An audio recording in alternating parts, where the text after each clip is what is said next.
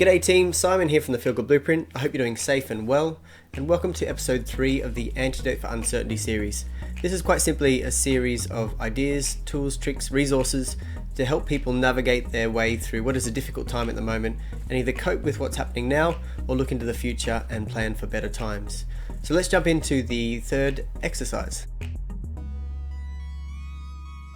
It's more of a daily exercise or a ritual or habit, and it comes in the way of journaling.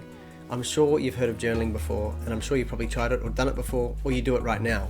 So in this video, I'm going to talk about journaling and its benefits. What it does for me personally is it helps me set a really good intention for the day to give me some direction, and at the end of the day I can also review what worked for me, what didn't work for me, which is really useful as well.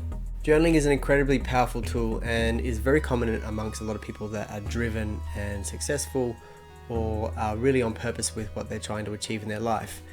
Julia Cameron, when speaking with Tim Ferriss in an interview recently, she called them spiritual windshield wipers, which I just love that concept. To quote Julia a little bit further, she said, "Once we get those muddy, maddening, jittery, confusing thoughts out of our heads and onto paper, we can face our day with clearer eyes." So how does a relatively lazy guy like me who has trouble forming habits journal almost every day for the last 5 years? Well, it was brought to me through a tool, a product that was originally brought to my attention by entrepreneur Tim Ferriss, and he recommended this product. Now, the funny thing about this product is I've been using it for the last 5 years, and the creator of it is a guy called Alex Icon from Intelligent Change. Now, he's one of my podcast guests, so I really suggest you go and listen to that episode if you haven't. He's an incredible guy, and he's created this great product called the 5-Minute Journal. Now guys, this is not a paid advertisement at all. It's just such a wonderful tool. I recommend it to you. I also want to say this is a form of very inexpensive therapy for yourself in the way of journaling. So you don't have to spend a lot of money on it. You don't have to buy the 5-minute journal. There are ways around it. First thing we want to talk about is the practice of gratitude. Now, unfortunately, in a lot of ways, gratitude has become commoditized, especially on social media. So I just want to outline that gratitude itself is something that you own for yourself only. So that's really where it comes into its most powerful part in journaling. So when it comes to gratitude, in the morning, you want to actually wake up first thing and write down 1 to 3 things that you're really grateful for. It could be anything. It could be breathing. It could be your job. It could be your family. It could be a range of different things. But you want to write those things down first thing in the morning and really think about the benefit they bring to your life. I'm sure you've seen or heard the statistics, but practicing grace, the practice of grace itself, can bring incredible benefits to us mentally, physically, emotionally, and spiritually. Start with those basic things, and the more you practice every day, you'll be able to venture out further into other things that you realize. And it's incredible how much it opens up your eyes to things that you're so lucky for. Next thing is intention setting. Intention setting is quite simple. It sends you in the direction you want to head for the day, and that ends up going into weeks, months, and years. What's really important with this is that it puts focus on the thing you want to do or you want to get to. Now, intention setting comes in the form of asking yourself the question, what would make to get today great? What would make today great? Or, how would I know I've had a really good day? Now, it's really important that you don't put any expectations down that you can't control, such as, it would be great if the sun came out today. That's one example of where you can go wrong with everything. You want to put it in your control. Something you can do, even if it's a small step. Something you can do that you can go, today was a good day. And that's setting intention. So write down 1 to 3 things that would make today great. For example, it would be great if I could smile at one stranger today. It would be great if I could finish that project finally today, if you're capable of it. It would be great if I called my friend that I haven't spoken to in a long time. So setting that intentions actually often sets the focus, and then you'll take action on those things. And it's not always about being productive. It's about making sure that you, at the end of the day, rest your head on the pillow and say, I made it a good day. Now the next exercise, which is the last one for the morning and just as important as the other ones, is this idea of self-affirmation. Now, self-affirmation is really important because it counteracts what we usually tell ourselves, which is often a lot of that monkey mind chatter of negative self-talk. And that relates directly to if we feel we're worthy or good enough for particular things. And it's shown in the literature how damaging that can be, a lot of that self-chatter and talk. So this exercise really helps you to set, again, a great intention for believing in yourself and understanding your capabilities and projecting yourself into the best version of yourself.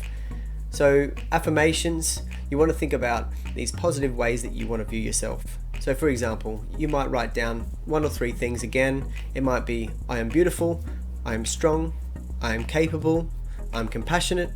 And these are the things you write down and really recognize them as being those things you want to embody for the day. And that, again, that goes into every day, into the weeks and months. And as you keep doing this process, you venture out into more and more of those things. And you'd be surprised how much it brings to you a small sense of confidence that really helps you throughout your day. So there are 3 exercises that you want to do in the morning. Really powerful, and you almost want to record them down. We've got the 5-minute journal here, which again I suggest, but you can use anything you want. You could use a piece of paper, an open document that keeps rolling and going every day, down to whatever you like, an Excel sheet. Make sure you're recording those things down so you can go back and see where you've come to or where you're going.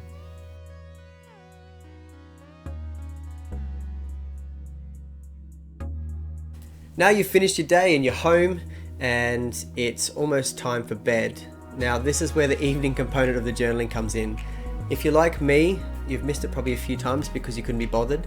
It's important to be bothered, to review your day. And again, it's not about a productivity thing, it's not about giving yourself a star rating or any of that. It's just a soft and gentle way for you to really reckon with yourself and reason with, how did I go against what I said this morning? Now we all have really bad days, and more than ever probably at the moment. But it's about those little incremental wins every day that help us get through. And this is why the evening component of journaling is really important too. So the first thing you want to do in the evening is think about what went well today. So what actually really worked for me today? How did I go? And you just write down 1, 3, 5 things. So it might be, for example, I actually smiled at a stranger today, or I did finish that project, or someone came and helped me with a package that I dropped. Socially distance, of course. These are all examples of things that we want to write down as those moments that we savored that really worked well for the day. Those kind of things when your head hits the pillow, you smile about. So the final component of the journaling for the evening, and for that matter for the day, comes down to recording down what didn't go so well for the day. Yes, that's right, we're not all about sunshine and rainbows here at the Feel Good Blueprint. It's important that we write down and record things that we could improve on. So the question is, what didn't go well today? Again, it could be 1, 3, or 5 things that you write down. Hopefully it's less than usual. But you want to write these things down, record them, and take note of them. Because if you see them as reoccurring themes, it's really important that you start to look at that as being a reoccurring habit you don't want in your life. So for example, there might be things that you write down like, I lost my cool with someone today, I cut off someone in traffic, or I was procrastinating and scrolling on social media. It could be any of those things. And it's not about beating ourselves up, it's really just about understanding how we could improve to get ourselves back in the right direction that we want to head to. So that's the final component. That wraps up the whole journaling process of a 5-minute journal with a morning and evening component.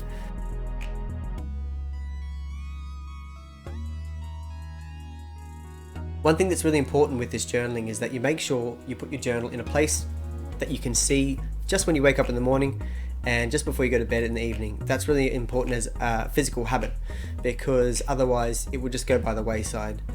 And to you and me, that probably sounds like a bedside table. So I would suggest that if you've got another place that is really prominent place that you'll fill it in the morning and evening, use that place. But you really want to get that diary or that journal in front of yourself every day, every morning and evening.